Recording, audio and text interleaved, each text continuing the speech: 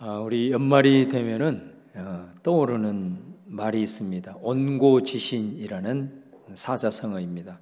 옛 것을 잊기고 그것을 미루어 새 것을 안다, 그런 뜻을 가지고 있습니다.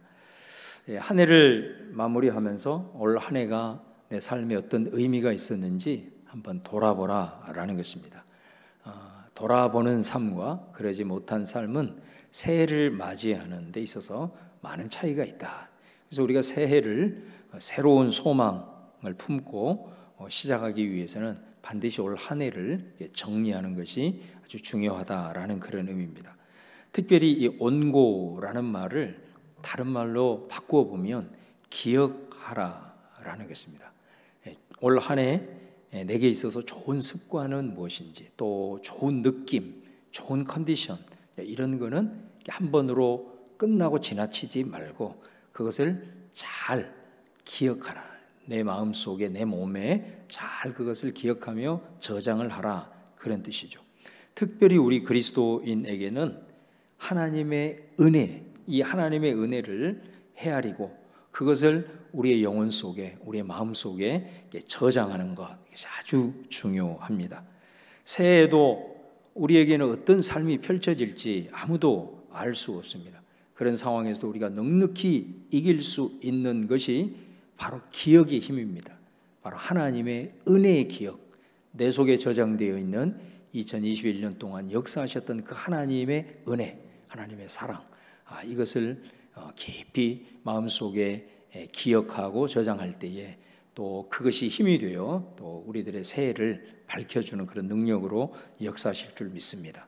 한 해를 마무리하면서 여러분들 삶 속에 묻었던 그 묻고 더러운 것들은 다 털어내시고 하나님의 은혜를 기억하고 내 속에 그 은혜의 기억을 저장하는 것들을 통해서 새로운 소망의 새해를 맞는 우리 성도님들 다 될 수 있기를 주님의 이름으로 축원합니다. 한 해를 마무리하면서 특별히 이 요한일서를 통해서 하나님의 사랑을 나눌 수 있어서 이것 또한 은혜가 아닐 수 없습니다. 하나님의 사랑이 우리 안에 풍성하게 스며들어서 정말 사랑으로 따뜻한 그런 연말 연시가 될 수 있기를 바랍니다. 여러분, 요한일서는 어디에 속한다, 특별히 하나님께 속하였는가, 하나님께 속하지 아니하였는가, 이 부분이 자주 반복이 됩니다. 반복이 된다는 것은 그만큼 강조하고 있다라는 말씀이겠죠. 오늘 본문에도 동일하게 이 하나님께 속한 것이니 라는 말씀을 하고 있습니다. 하나님께 속한다, 하나님께 속한 사람을 우리가 어떻게 분별하는가. 우리가 지난 시간 4장을 시작하면서 1절에서 6절에서는 진리가 분명해야 된다. 다시 말하면 예수 그리스도에 대한 신앙 고백이 분명해야 된다. 바로 이것을 통해서 하나님께 속하였느냐, 속하지 않았느냐를 우리가 분별하는 기준이 된다 그랬습니다. 예수님은 하나님인 동시에 인간의 육체를 입고 이 땅에 오신 참 사람이라는 것입니다. 그래서 예수님 자신이 우리들에게 선포했듯이 내가 곧 길이고 진리고 생명이어서 나로 말미암지 않고는 어느 누구도 아버지 하나님께로 올 자가 없다.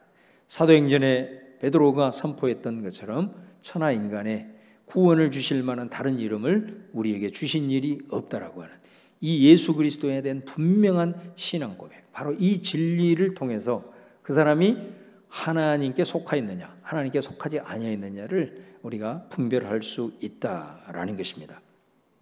오늘 우리가 봉독한 7절 이하에서는 하나님께 속한 자, 내가 하나님께 소속되어 있다라고 하는 것을 분별하는 또 하나의 기준을 제시합니다. 바로 그것은 뭐냐면은 사랑입니다. 사랑. 그래서 오늘 7절 말씀해 보시면 사랑하는 자들아 우리가 서로 사랑하자. 사랑은 하나님께 속한 것이니 사랑하는 자마다 하나님으로부터 나서 하나님을 알고, 사랑이 하나님께 속한 것이다. 그래서 사랑하는 자는 하나님으로부터 태어났고 하나님을 잘 아는 사람이다. 여러분, 우리가 하나님께 소속되어 있다, 내가 하나님께 속해 있다라는 것을 분별하는 기준 두 가지, 지난 시간을 통해서 진리에 대한, 오늘 말씀을 통해서 사랑, 이 두 가지를 요한일서는 우리에게 말씀하고 있습니다. 여러분, 우리가 하나님께 속한 사람으로서 기억할 것은 이 진리와 이 사랑이라고 하는 것을 반드시 같이 갖고 가야 됩니다.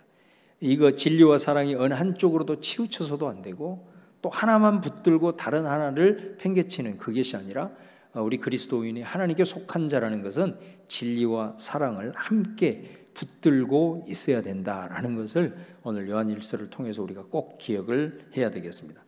제가 여러분에게 인용하는 책 중에 이 움베르토 에코 교수가 쓴 장미의 이름이라고 하는 역사 소설이 있습니다. 이제 중세 말기가 되어서 항상 어떤 세대의 말기가 되면은 새로운 사조가 일어나고 기존에 있는 사조가 쇠퇴하기 마련이죠. 이 시기를 배경을 하고 있는데 윌리엄이라고 하는 이 신사고를 가지고 있는 대표적인 인물과 호르헤라고 하는 이 정통 보수주의 사이에 불꽃 튀는 논쟁이 벌어지게 되는데 그 주제가 뭐냐면 진리라는 주제입니다. 특별히 이 윌리엄이라고 하는 새로운 사조를 대변하는 이 인물이 정통주의자인 호르헤에 대해서 논쟁을 막 펼치면서 하는 말이 있습니다.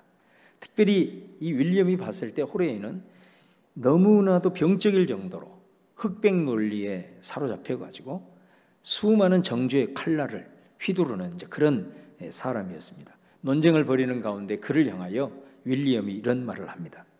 가짜 그리스도는 유대 족속이나 먼 이방 족속에서 나오는 것이 아니다. 잘 들어라. 가짜 그리스도는 지나친 믿음에서 나올 수도 있고 하나님이나 진리에 대한 지나친 사랑에서 나올 수도 있다. 그러므로 진리를 위해서 죽을 수 있는 자를 경계해라. 진리를 위해 죽을 수 있는 자는 대체로 많은 사람을 자기와 함께 죽게 하거나 때로는 자기보다 먼저, 때로는 자기 대신 죽게 하는 법이다 라고 하는 유명한 말을 하고 있는 것을 볼 수가 있습니다. 여러분, 이 말 속에 우리가 기억할 수 있는 것은 그리스도인이 하나님께 속해 있다라고 했을 때 진리와 사랑이 비빔밥처럼 항상 섞여서 우리 속에 간직되어야 한다는 것입니다. 절대로 어떤 진리만을 혹은 사랑만을 이게 아니라 우리는 진리와 사랑을 함께 붙들고 살아가는 하나님께 속한 자가 되어야 한다라는 메시지를 던지고 있습니다. 그래서 지난 시간에는 진리에 대해서, 오늘은 사랑에 대해서 말씀을 하고 있습니다. 오늘 특별히 4장 8절 말씀에 보면 사랑하지 아니하는 자는 하나님을 알지 못하나니 이는 하나님은 사랑이심이라. 하나님으로부터 나서 하나님을 알고 하나님께 속해 있는 자는 서로 사랑하라고 말씀합니다. 여러분, 서로 사랑하라고 말씀을 하고 난 다음에 하나님 그분이 곧 사랑이다 라고 얘기를 해요. 이 말은 무슨 말이냐면 우리가 서로 사랑하는 것은 하나님의 사랑으로 사랑하라라는 말씀입니다. 수많은 사랑이라는 말 속에도 단어도 얼마나 많은지 모릅니다. 그런데 그런 사랑, 일반적인 우리가 생각하고 있는 그런 사랑이 아니라 여기서 서로 사랑하라는 것은 하나님의 사랑으로 사랑하라, 그런 말씀이 되는 거예요. 그러면 하나님의 사랑이 무엇이냐? 자, 오늘 본문은 세 가지로 우리에게 말씀합니다. 먼저 4장 9절 말씀에 보면 하나님의 사랑이 우리에게 이렇게 나타난 바 되었으니 하나님이 자기의 독생자를 세상에 보내심은 그로 말미암아 우리를 살리려 하심이라. 하나님의 사랑이 우리에게 나타났는데 어떻게 나타나냐면 자기 독생자를 세상에 보내셨다. 여러분, 제가 어제 성탄절 예배 때 그런 말 했잖아요. 하나님이신 그분이 인간의 몸을 입은 것 자체가 사실은 있을 수가 없는 일이다. 그런데 하나님은 있을 수 없는 그 일을 친히 행하셨어요. 그래서 자기 아들을 이 세상에 인간의 몸을 입혀서 보내셨다라는 것입니다. 여러분, 우리 집사님의 따님 중에 한 분이 카이스트에서 박사학위를 받고 연구원으로 근무를 하다가 며칠 전에 미국 회사에 스카웃을 받아가지고 며칠 전에 출국을 했어요. 그런데 그 집사님이 한두 주 전에 저에게 와서 말하기를, 이 출국 날짜가 다가오니까 내가 괜히 보내나 하면서 막 그 선택에 대한 후회가 밀려오더라는 것입니다. 그냥 이대로가 좋으니 평생 곁에 두고 싶은 마음이 막 굴뚝처럼 일어나서 마음에 진정이 안 된다, 그런 말을 하더라고요. 그 어머니 권사님도 어제 제가 얘기 들어보니까 보내놓고 굉장히 강직하신 분인데 계속해서 눈물만 나오더라, 그렇게 이제 말씀을 하시더라고요. 여러분, 우리 그런 말 있잖아요. 딸을 시집 보낼 때 아무리 무뚝뚝한 아버지라도 눈물을 흘린다, 뭐 그런 말을 우리가 하지 않습니까? 하나님이 자기 독생자를 세상에 보내셨다는 것, 우리가 그 하나님의 마음을 어떻게 다 헤아릴 수 있겠습니까? 그러나 우리 인간사에도 정말로 누군가를 파송하고 누군가를 보낸다라고 하는 것은, 그 기간이 뭐 짧든 많든 간에 우리 부모님들은 아마 이 말의 의미를 어느 정도는 충분히 공감하리라고 생각합니다. 그런데 여러분, 보내시는데 왜 보내셨냐? 이것이 너무나도 기가 막힌 일 아니겠습니까? 10절 말씀해 보시면, 사랑은 여기 있으니 우리가 하나님을 사랑한 것이 아니요 하나님이 우리를 사랑하사 우리 죄를 속하기 위하여 화목제물로 그 아들을 보내셨습니다. 그 아들을 보내긴 보냈는데 그 보내는 것 자체도 도저히 있을 수 없는 일이었는데 보냄이 제물 삼기 위해서 보냈다는 거예요. 여러분, 여기서 제물은 구약의 제사를 떠올리면 알 수 있지 않습니까?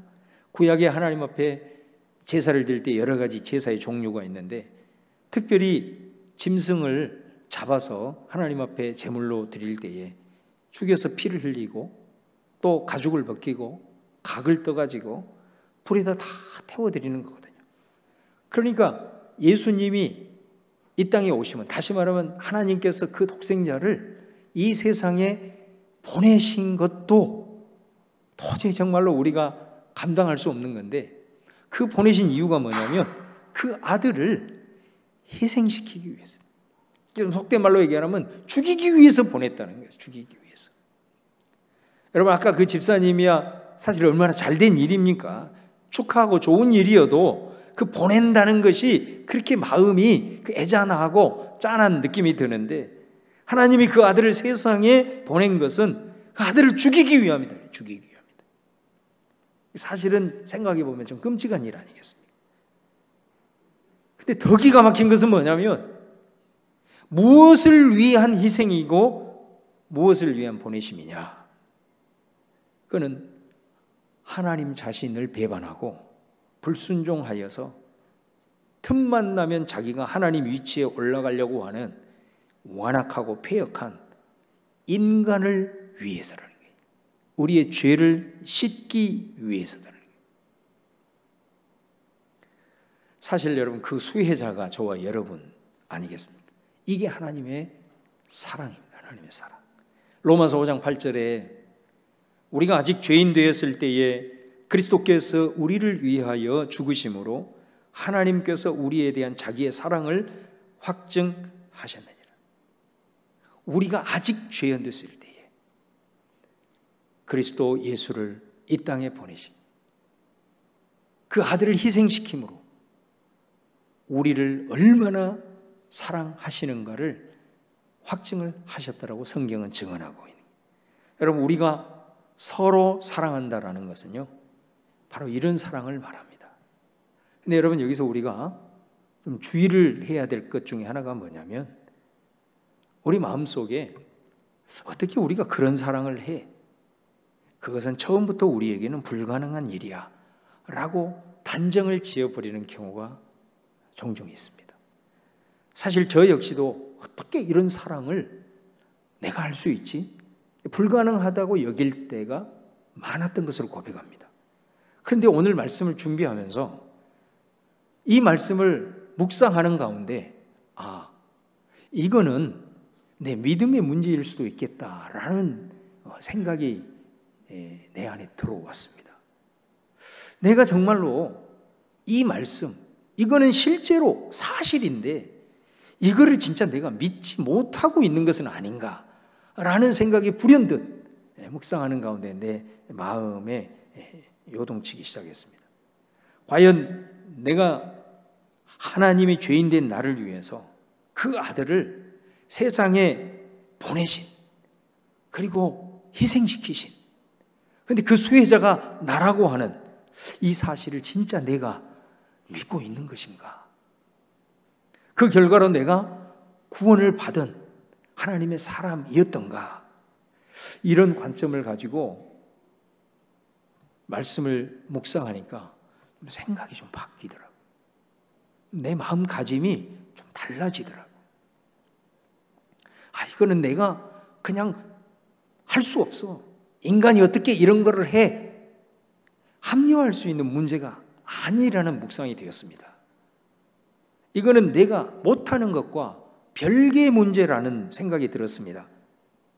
다시 말하면 내가 이 성경의 진리, 다시 말하면 이 사실로 일어난 이 일들에 대해서 너무 막연하게, 상당히 하나님의 이 사랑에 대해서, 나를 위해서 행하신 실제로 일어난 이 일에 대해서 내가 너무 막연하고 너무 추상적으로 알고 있었다.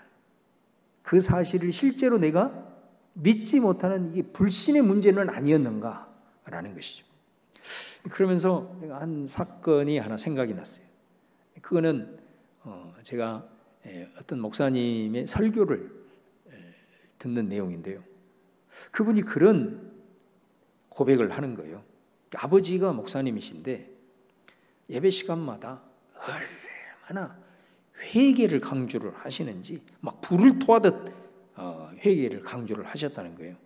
그때 중학교 다니던 시절이었는데 그 시골에서 그때 당시는 보통 대부분의 교회가 사택과 그 교회당이 그 벽 하나 사이로 있었잖아요. 그러니까 모든 예배를 다 참석을 해야 되는 거예요. 그 예배 때마다 회개하라고. 말씀이 회개의 본문도 아닌데 기도할 때 회개하라고 막 그렇게 강조를 하니까 이분이 그 어린 마음에 이렇게 기도를 했다는 거예요. 하나님이 저렇게 회개를 기뻐하시나? 그럼 나도 회개를 해야 되는데 어느 순간에는 회개할 것이 생각이 안 나더라는 거예요. 그래서 하나님 앞에 주여, 내가 하나님 앞에 이렇게 회개를 하려면은 아무래도 죄를 지어야 되는 것 같습니다. 죄를 지어야 될 것 같습니다. 그 죄를 지어야 이제 회개를 하고 회개를 하나님이 기뻐하시니까 그런 생각을 했다라는 거예요. 그런데 얼마 후에 하나님의 말씀을 이렇게 쭉 읽어 나가는데 마가복음 12장 30절을 딱 접하게 됐다는 거예요. 그 말씀이 어떤 말씀이냐면 네 마음을 다하고 목숨을 다하고 뜻을 다하고 힘을 다하여 주 너의 하나님을 사랑하라 하시는 것이요. 교회 학교에서 암송하라는 말씀이기 때문에 이거를 암송하고 잘 알고 있었는데 그때 이 말씀을 딱 보는 순간 전혀 새로운 깨달음이 확 오더라는 거예요. 그게 뭐냐면 내가 하나님을 사랑하는 것은 확실한데 바로 이 구절, 마음을 다해, 목숨을 다해, 요 수식 어구가 가슴을 전곡을 찌르더라는 거예요. 내가 하나님을 사랑하는 건 분명한데 진짜 내가 내 마음을 다해서 하나님을 사랑했나? 내가 진짜 내 목숨을 다해서 하나님을 사랑한 적이 있나? 하나님을 사랑하긴 한다고 고백은 했지만 목숨을 다해서 사랑했나? 이 구절 앞에 나는 그렇게 사랑하지 못했구나 라는 그런 마음이 오면서 내가 죄를 지어야만 회개하는 것이 아니라 하나님을 사랑하면서도 이 말씀 앞에 비추어 보니 회개할 것이 있구나라는 그런 깨달음을 왔다라는 거예요.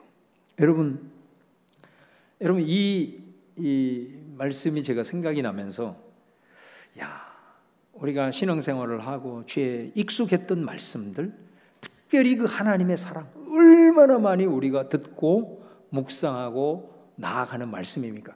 그런데 우리가 그 하나님의 사랑에 대해서 너무 막연하게 생각합니다. 너무 추상적인 거예요. 추상적인. 그러다 보니까 이 하나님의 사랑이 실제 일어난 이 일들에 대한 부분들에 대한 확고한 그런 믿음도 없기에 우리가 어느 순간에는 과연 우리가 이런 사랑을 할 수 있을까 하면서 단정을 딱 지어버리고 우리는 인간이고 연약하기 때문에 우리는 할 수 없어, 이렇게 나아가는 우리들의 모습을 보지 않냐라는 거예요. 사랑하는 여러분, 우리를 향하신, 자신을 내어주신 그 하나님의 사랑을 믿으십니까? 우리 성도님들 다 그것을 믿은 줄로 믿습니다.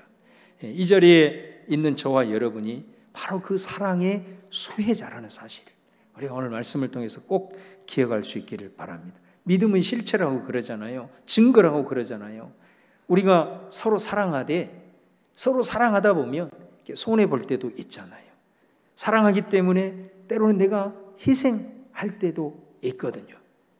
그럼에도 불구하고 정말로 하나님의 나를 향한 그 실제로 이루어진 그 사건에 대한 그것을 신뢰하고 그것을 믿는다라고 한다면 우리가 한 걸음 한 걸음, 작지만 그 발걸음, 서로 사랑하는, 하나님의 사랑으로 사랑하는 이 발걸음을 작지만 한 걸음 한 걸음 내디딜 수 있는 우리 성도님들 다 되시기를 주님의 이름으로 축원합니다. 두 번째는 9절 하반절에 보면 하나님이 자기 독생자를 세상에 보내심은 그로 말미암아 우리를 살리려 하심이라. 그러니까 하나님의 사랑은 어떤 사랑이냐면 우리를 살리는 사랑이다라는 것입니다. 하나님의 사랑은 그 사랑의 대상을 살리는 사랑이다. 예수님이 아버지께 순종함으로 자기를 희생하셨어요. 그 예수님의 희생이 고귀한 이유는 뭐냐면 그 희생적인 사랑으로 인해서 우리가 죄와 사망으로부터 벗어나서 생명을 얻게, 다시 살아날 수 있었기 때문에 그 희생이 너무나도 고귀한 것이 아니겠습니까? 우리에게 영원한 생명이 주어지고 살아날 수 있었기 때문에 예수님의 사랑이 너무나도 귀한 것입니다.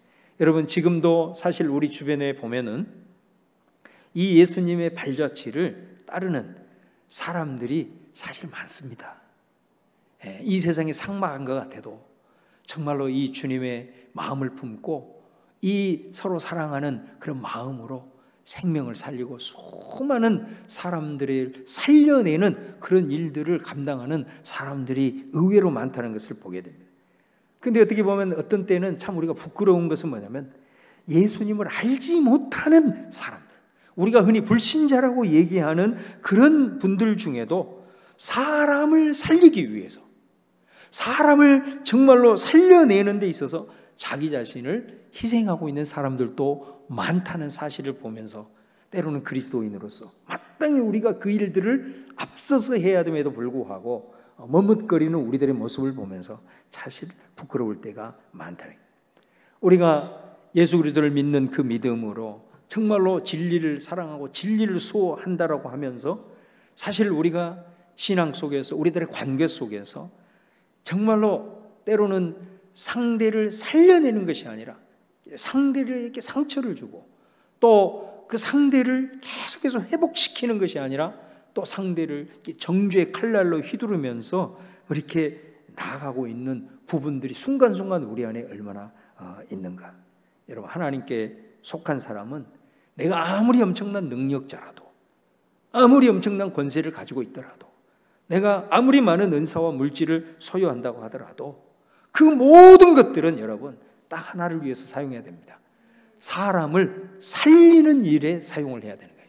사람에게 상처를 입히고 사람을 죽이고 사람을 정죄의 칼날이 아니라 이 모든 것은 단 하나의 목표, 사람을 살려내고 사람을 회복하는 일에 사용을 해야 돼요. 그게 하나님의 사랑, 그 하나님의 사랑으로 우리가 서로 사랑한다는 의미인 거죠. 마지막으로 4장 10절에 보면은 사랑은 여기 있으니 우리가 하나님을 사랑한 것이 아니요 하나님이 우리를 사랑했다.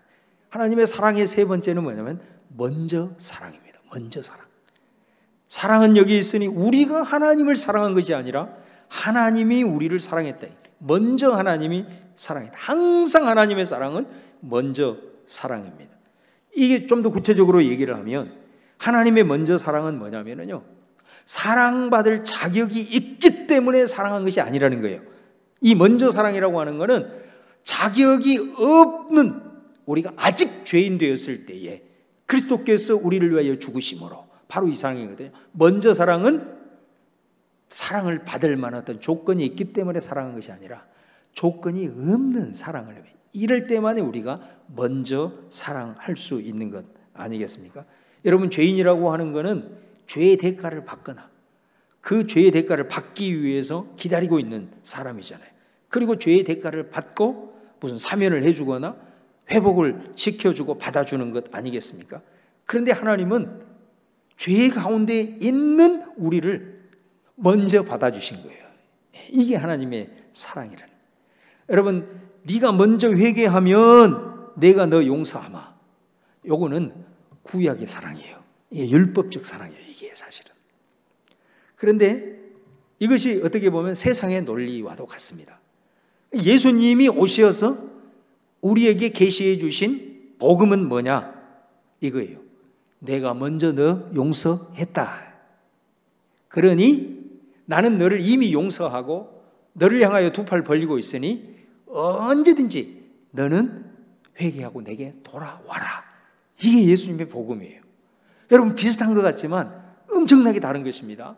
네가 회개하면 내가 용서하마, 이게 아니라 복음은 이미 예수님은, 하나님은 다 용서를 한 거예요. 용서를 했기 때문에 우리가 언제든지 어떤 상황이든지 하나님 앞에 담대하게 나아갈 수가 있는 거다. 용서가 전제된 사랑, 그죠? 바로 이것이 하나님의 사랑이다.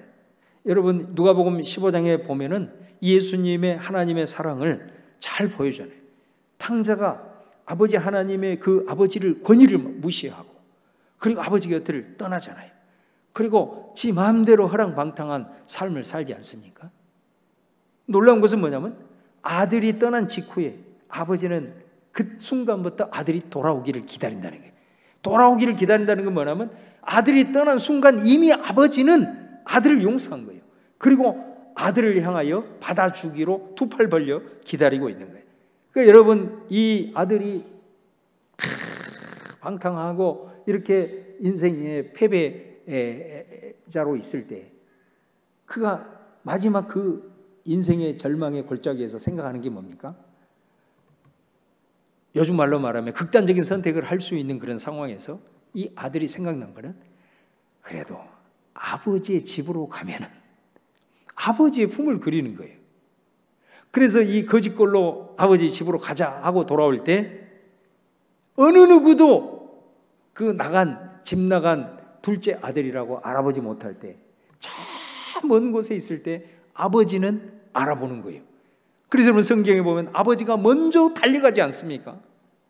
그래서 그 아들을, 그 거짓골 냄새나는 아들을 안아주고 입을 맞추고 손에 가락지를 끼워주는 아버지의 모습. 바로 이것이 아버지의 권위를 무시하고 불순종해서 자기가 하나님처럼 살려고 나간 그 우리를 향한 하나님 아버지의 마음이라는 거예요.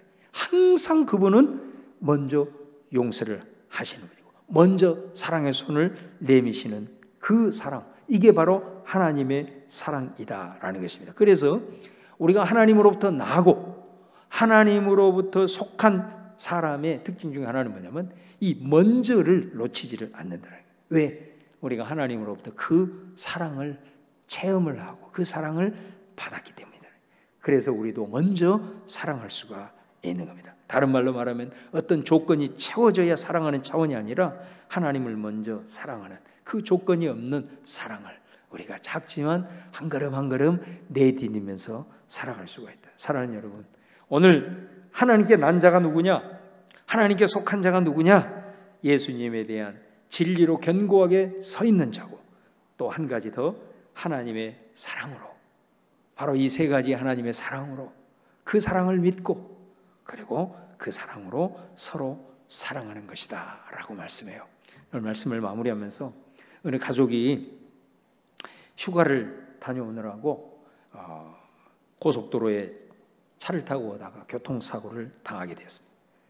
그때 그 중3 딸 아이가 크게 다쳐서 목발을 짚게 되었습니다. 아빠도 목발을 짚고 가족들도 다쳤어요. 다행히 다른 가족들은 금세 이제 회복이 되었는데 딸아이는 계속해서 목발을 짚고 다니게 되었습니다. 여러분, 청소년기 얼마나 민감합니까? 자신의 이 모습으로 인해서 이 딸은 크게 방황을 했습니다. 그럴 때 어느 누구의 말도 이 딸에게는 위로가 되지 않았어요. 심지어 엄마의 말도 위로가 되지 않았어요. 근데 같은 처지, 이 아빠는 그 딸에게 큰 위로가 되었습니다. 세월이 흘러서 딸아이가 이제 대학에 들어가게 됐습니다. 그래서 온 가족이 입학식을 마치고 기쁜 마음으로 캠퍼스를 빠져나오고 있었습니다. 근데 어떤 한 아이가 막 도로변에서 놀다가 그 도로 안으로 막 뛰어 들어가는 거예요. 근데 저쪽에서는 차가 오고 있어서 너무 지금 위험천만한 상황인 거야. 그때 아버지가 목발을 던져버리고 달려가는 겁니다. 그래서 정말로 넘어지면서 그 아이를 구해냈습니다. 근데 그 광경을 지켜보고 있던 이 딸이 깜짝 놀란 거예요. 아니, 아빠가 나중에 알게 된 사실은 이 청소년기의 딸아이에게 아버지가 위로가 되려고 다치지도 않는 발을 저는 척하면서 무려 4년 동안이나 목발을 짚고 다녔다는 사실이었던 거죠. 여러분, 이철환 작가의 연탄길이라는 책이 아빠의 눈물이라는 그런 제목의 글입니다. 여러분, 하나님의 사랑은 우리를 먼저 사랑하사 우리를 살리기 위해서 독생자를 보내서 제물이 되게 하신 사랑, 그 사랑을 저와 여러분이 받았습니다. 이 사실을 믿는 믿음이 저와 여러분을 하나님의 사랑으로, 서로 사랑하는 하나님의 사람으로 세워갈 줄로 믿습니다.